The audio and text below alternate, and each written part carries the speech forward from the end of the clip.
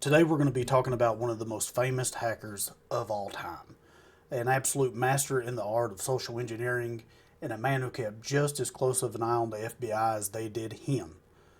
This is a story of our boy Kevin Mitnick. Mitnick was born in 1963 in Los Angeles, California, to a broken home. His dad was absent. His mother had to work long hours as a waitress to be able to make ends meet. And as you can imagine, he had to raise himself. So some mistakes were going to happen along the way. In 1975, Mitnick hatched a plan to be able to hack the Los Angeles bus system. Now, he was going to be doing this all in person. He realized that the bus driver used a very specific paper punch to leave a mark on the bus tickets, and he thought he could exploit that and ride for free. So what Mitnick did is he sat right behind the bus driver, and at the next stop, he started talking with the bus driver, told him he had a school project and he was needing to make some unique shapes for his poster, I guess. And during that time, he told the bus driver that his paper punch would be perfect for some of his designs. So the bus driver ended up telling him exactly where to go get the paper punch and how much it would cost, which was like 15 bucks. Now, this was only half of the plan because now he just needed the bus tickets to be able to pull this off. So he just followed bus drivers all throughout the Los Angeles area and eventually found them dumping some stuff in the garbage. So he did a little dumpster diving and found some half-used tickets, got those, and from then on he was riding all throughout Los Angeles for free on the buses. In 1978, at the age of 15, he discovered what is called phone phreaking. Okay, I had no idea what this was. It kind of caught me off guard because I expected something totally different. Turns out it's just hacking phone lines. Mitnick stated, "I became absorbed in everything about telephones, not only the electronics, switches, and computers, but also the corporate organization, the procedures, the terminology, and after a while he kind of figured that he knew more about the phone systems than the employees themselves." And at 17 years old, he was able to talk telco employees into almost anything that he wanted. If you haven't figured it out yet, Mitnick wasn't like one of these hackers sitting behind a computer. He oftentimes made phone calls, talked to these people, and even in person, he would get away with gathering information. One of my favorite hacks that Mitnick ever did was actually at McDonald's. He somehow gained control over the intercom and was able to talk to the customers instead of them talking to the employees. And they would pull up and he'd be like, "Hey, you're our millionth customer. You give your meal for free." And, these people were getting all excited. The employees had no idea what was going on. And also, like when police officers would pull up, he would start yelling things like "hide the drugs" or "hide the evidence." Just having a good time. It seems like something almost any of us would do. Then came 1979, Digital Equipment Corporation. By this time, a lot of the other phone freakers, it's kind of weird to say. Anyways, they thought he had pretty good skill. They knew who he was. And one of the older guys actually dared him to try and break into what is called the ARC. This is a part of DEC, or Digital Equipment Corporation. They told him essentially that if he was able to pull this off, they would think more of him and be able to share their information with him as well, with some fellow hackers. And he was eager to be a part of this group. Mitnick called DEC's development facility in New Hampshire and pretended to be Anton Chernoff. I hope I'm saying that correctly. If not, oh well. One of the DEC's lead developers. Now, this was a big gamble because this is someone, everyone there was going to be able to recognize the name, but he was hoping they wouldn't recognize the voice. And they actually ended up providing him with some login credentials. And he was in, just like that. That easy. Simple phone call. Now back to the people that dared him to hack DEC. He actually gave them the login credentials. They were able to log in, download all the stuff that they wanted, and then they turned him into the FBI. Yes, you heard me correctly. As soon as they got everything they wanted, they turned Mitnick over to the FBI. He got in a little bit of trouble. He learned his first valuable lesson. By the early 1980s, Mitnick wasn't just exploring for fun anymore. He was getting good. Like really, really good. So came his next big target, Pacific Bell. Mitnick, along with one of his friends named Lewis, teamed up to try and hack Pacific Bell. The first idea, Mitnick, Lewis, and another friend decided to go down to one of the Pacific Bell buildings and see if they could find anything in the trash. Because back then, A lot of people just threw things away, didn't think anything of it, didn't think anyone would look through that. I know now, like most people, they shred and then they have a specific company come in and haul it all away. Well, things were totally different back in the day. They would just throw it in the garbage and you could go sift through it and you might find something important. Now, Mitnick and his friends were unable to locate anything in the trash worthwhile, so they hatched up another plan. The next plan, Mitnick was going to pretend to be an employee and he was going to take Lewis and his other friend inside and pretend to give them a tour of the building. Now, the security guard, he just let them straight in. I guess he didn't pay no mind. He didn't look for any credentials. He didn't ask any questions. Just here, have at it. Good luck. Now, during the process of looking throughout the building, they come across a computer room and they found a sheet with all the passwords they would need in order to hack the telephone companies. Instead of bailing out then, they continued to look around, and luckily for them, they ended up coming across all the manuals that they were wanting to look for in the first place. The plan from them was actually to take all the manuals outside, go to a printing company, get print-offs of everything, and then return the manuals by the time they opened up the next morning. Unfortunately for them, it was super late at night. It was like 12, 2 a.m., somewhere in that ballpark. None of it was open, so they ended up just keeping all the manuals. A few days later, Mitnick was riding down the road and noticed a black SUV following him. So to see if they were actually following him or if he was just being paranoid, he did a U-turn and the black SUV was right on his trail. From there, he had to make a decision. Was he going to run or was he just going to pull over? And luckily enough, he made his first good decision and just pulled over. Law enforcement rushed up to the vehicle, placed him under arrest. Investigators and the judge were in awe that Mitnick had not sold a single thing that he had taken from Pacific Bell. I'm sure a lot of these manuals and stuff to the right buyer would have made a lot of money. But Mitnick never hacked for the money. He always did it just because he was curious. He wanted to know how things worked, and so he did it. The judge actually thought that Mitnick might be suffering from computer addiction and sent him off for a psychological evaluation. Then Mitnick would be sentenced to 6 months in a juvenile correctional facility.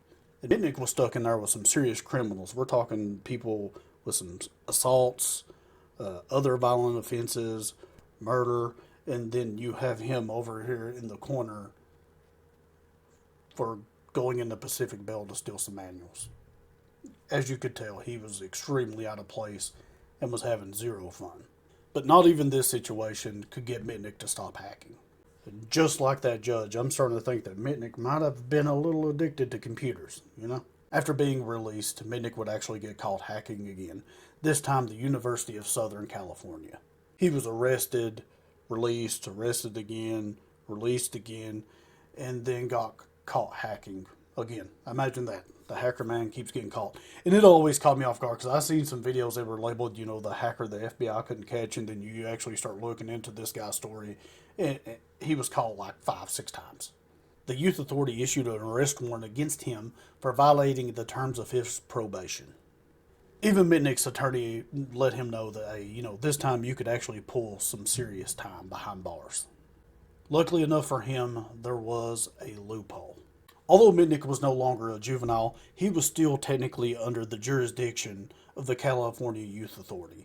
So if he could evade arrest long enough, his warrant would eventually be nullified. Mitnick then went into hiding. He moved to a farm in Northern California. No computers, no modems, no tomfoolery. Just lay low. He would wake up every morning at 5 a.m. to help feed the animals on the farm. It wasn't exactly his cup of tea, but hey, he wasn't going to get stuck back in jail this time.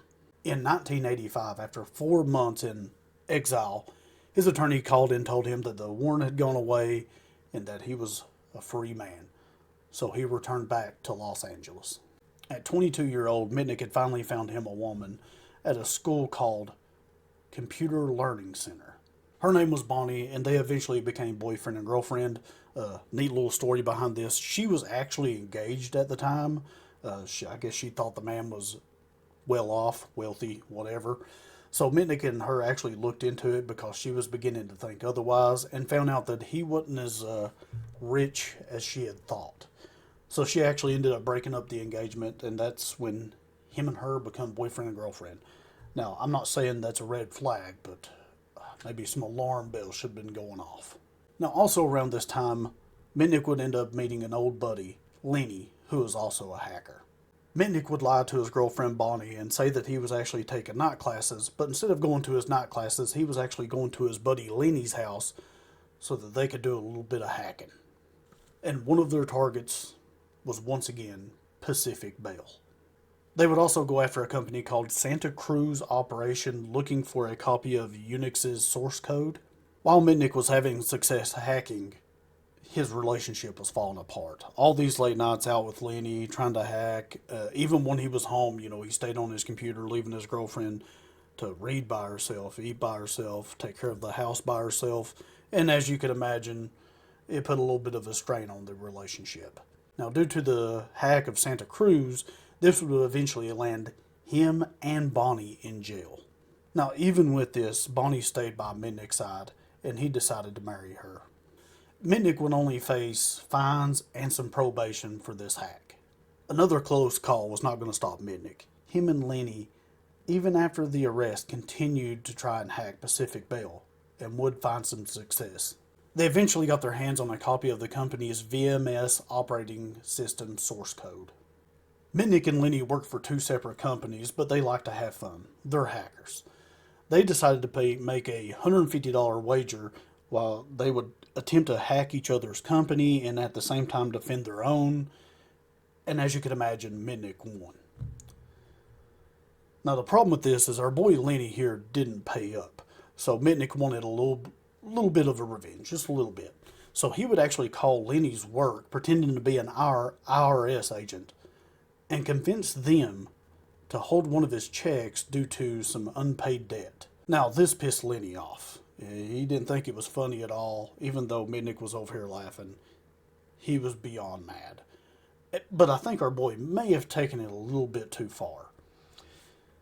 Lenny actually set Mitnick up for the FBI. He had Mitnick come to his work, and when he got to their work, the FBI was actually waiting on him, pinned him up against a car, placed him under arrest. At first, Mitnick thought it was all just like a big joke until they flashed their badges, and Mitnick realized that he was actually a had lad. He even went as far as saying that when they were hauling him off and put him in the car, that Lenny was over dancing, that he was so excited that Mitnick was getting arrested. Now this is where it gets wild.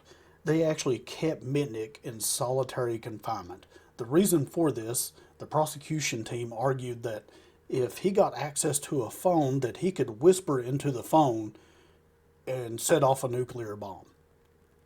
I thought that was crazy. What? But not even solitary confinement would keep Mitnick from hacking. See, during this time, he was allowed to call family and his attorney. They would take him to a payphone, dial the number, and then the guard would sit just a few feet away to keep an eye on Mitnick.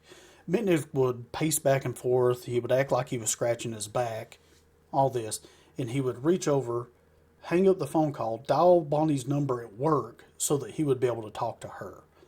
Unfortunately for Mitnick, they were actually keeping a little bit of a close eye on his phone calls and noticed that he wasn't talking to who he was supposed to.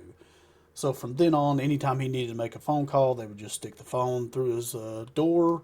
He could talk to him from there. He didn't have access to the number pad or anything. No more payphones. At the trial, Mitnick was convicted of hacking DEC and sentenced to a year in prison and 6 months for violation of his probation. Throughout this entire time, Bonnie kept supporting him and visited him as often as she could. But when probation started asking to search her home for whenever Mitnick actually got out as part of his probation, that was enough for her. She told probation that they didn't need to search her home because he wouldn't be staying there anyways. And she later filed for divorce.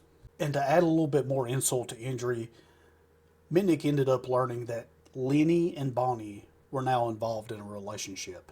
I mean, boys, Lenny took it way too far. I understand, getting your check taken for a week was maybe a little over the top, but I mean, getting your boy arrested, put in solitary confinement, and then stealing his woman, it's just a joke, Lenny. But this may have been for the best. After he got released from jail, he went to Las Vegas to live with his mother.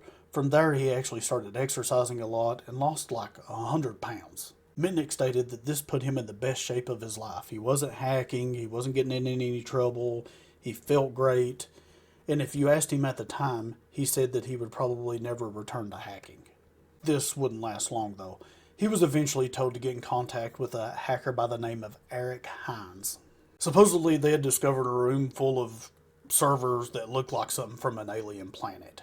They had manuals for switched access service, which could connect you to any phone call that was going on. So, wiretapping, they could just boom, listen to your phone call, boom, plug it in and listen to another phone call.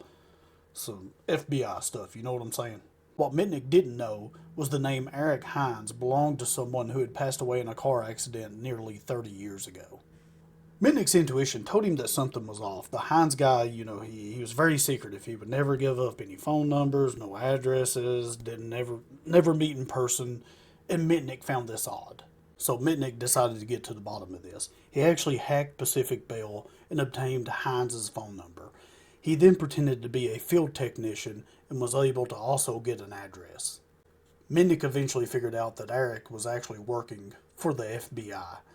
This is the part that kind of weirds me out. It's like the FBI was entrapping our boy Mitnick. They knew he used to be a hacker. He was in the straight and narrow, and they decided to send somebody in to pull him right back into the game. Some shady stuff. A short while later, Mitnick figured out that the FBI was actually listening in on his phone calls, and that means they also overheard the conversations that he had with his boy Lewis. And if they overheard those conversations, they knew that he was hacking. And through all that, he knew that he was violating the rules of his probation, and that if he was caught, he was going to be going back to prison. Mitnick actually bought a Radio Shack scanner, and he set it up to where he could plug in, all of the conversations that Eric Hines was having with the other FBI agents, get their phone numbers, and then this device would notify him when any of those numbers were in range. And this is one of my favorite parts of the story. It wouldn't take long for him to get a notification that one of these numbers were in range. So Mitnick went on the offensive. He decided to go home, clear out all of his rooms of any evidence of him hacking, and then he made a trip to the donut shop. From there, he would buy donuts, bring them home, put them in the fridge, but before he put them in the fridge, he marked them as FBI donuts. Eventually, the FBI actually showed up to his house. They searched around, couldn't find anything. They were pissed, and then one of the agents opened up the fridge and seen the FBI donuts. I would pay some good money to have been able to see that dude's face, and for him to now know that Mitnick was watching them just as close as they were watching him. And from there, Mitnick had to go on the run. His very first stop was actually in Las Vegas, as he was acquiring the credentials for his new identities. His first identity would actually be Eric Wise, a name he picked as homage to Harry Houdini. From there, Mitnick would actually move to Denver, Colorado, where he would get a job as an IT specialist. Now, one would expect Mitnick to lay low, but that just wasn't his style. He continued to hack systems like Sun Microsystems, Novell, Motorola, and many others. Soon, Mitnick had to actually relocate to Seattle after his company figured out that he was using a bogus name. His first little bit in Seattle didn't go as planned. He actually woke up one morning to his wanted poster blasted over the New York Times. A couple months later, he would actually move and relocate to Raleigh, North Carolina. And it was also here he would make his biggest mistake and cross the wrong man. This man went by the name of Shimamura. I hope I'm saying that correctly. Mitnick was able to hack Shimamura's computer and obtain some source code. Now, Shimamura was actually on vacation skiing at the time, but as soon as he found out about the hack, he come straight home to see what was going on and what all he lost access to. And for the next bit, Shimamura would dedicate his time and resources into helping the FBI locate and arrest Mitnick. Eventually, they were able to locate Mitnick and arrest him in his apartment without incident. In 1998, Mitnick was charged with 22 counts of wire fraud and unauthorized access to a federal computer. He was sentenced to 46 months in federal prison, plus an additional 22 months for violation of his parole. And finally, after these 5 years in prison, Mitnick finally changed his ways and got out of the criminal career. After his release in 2000, he finally turned his life around. He became a security consultant, provided penetration testing services for various organizations. He even worked for the government some to help them be as secure as possible. And people often asked him if he had kicked the habit of hacking altogether. His response was this: often I still keep the hacker's hours, up late, eating breakfast when everyone else was already finished eating lunch, busy on my computer until 3 or 4 in the morning. And he also said, I am hacking again, but in a different way. For Mitnick Security Consulting LLC, he does ethical hacking. What he means by this is companies would actually pay him to see if he could hack into their company, whether that be through the computers, or if he could actually call and get someone to give him a little bit too much information, or if he could show up and maybe someone would let him browse the halls for free. The difference can be summed up in one word: authorization. It's the word that instantly transforms me from the world's most wanted hacker to one of the most wanted security experts in the world. On July 16th, 2023, at the age of 59, Mitnick would actually pass away from pancreatic cancer. He was married and actually expecting his first child. That's it. That's the story of the most famous hacker in the United States, Kevin Mitnick.